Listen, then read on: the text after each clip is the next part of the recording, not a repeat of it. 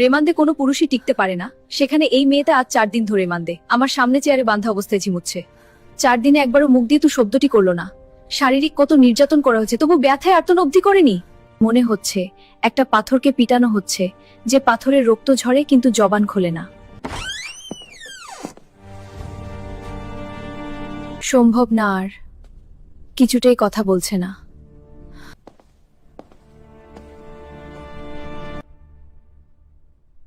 আপনি যান।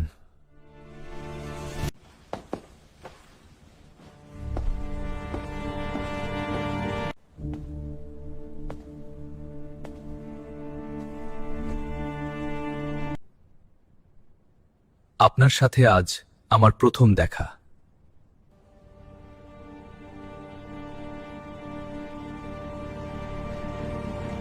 মা